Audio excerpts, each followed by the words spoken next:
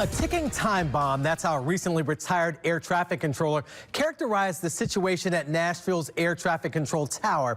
Thanks so much for sticking with us here at 5. I'm Marius Payton.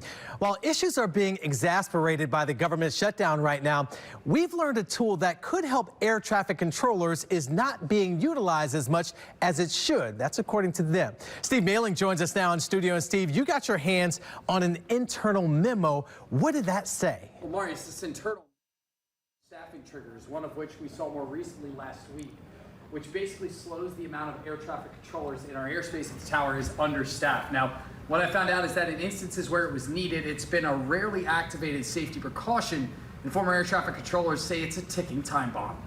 They'll always provide you food, they'll always provide you a place to sleep, and they'll always take care of your family. When Gerald Graves Jr. joined the military, it didn't take long for him to find his calling. How about air traffic control? And I was like, sold.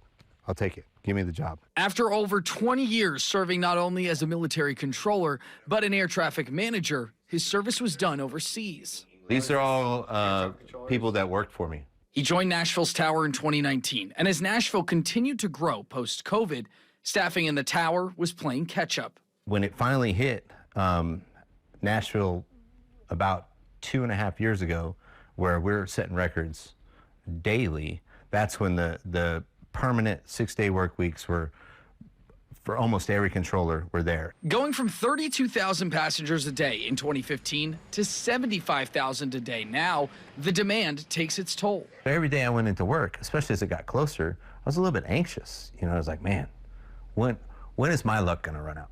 It was so busy that it's scary busy. You know, like, thank God I walked away from that. There are safety measures that are in place for days like last Tuesday, where only a handful of controllers were on staff to handle what usually 10 to 12 controllers are supposed to. That safety measure, staffing triggers, which tell airports to slow the number of flights coming in and out of the airspace to lighten the load on controllers. Nobody wants to have an error, but there comes a point where you just get overloaded. And WSMV4 got our hands on an internal memo, which says entering a staffing trigger without air traffic manager or operations manager approval is not permitted. That memo was sent back on August 6th of this year.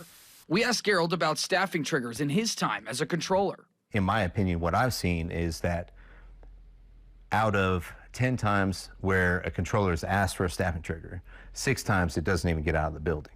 And 4 times it does, but only 1 time it's approved. Gerald says while there isn't a scale or mandate in place to hit a trigger, he recalled dozens of times they were at least 30% or more short what the FAA recommends to run air traffic in a safe capacity.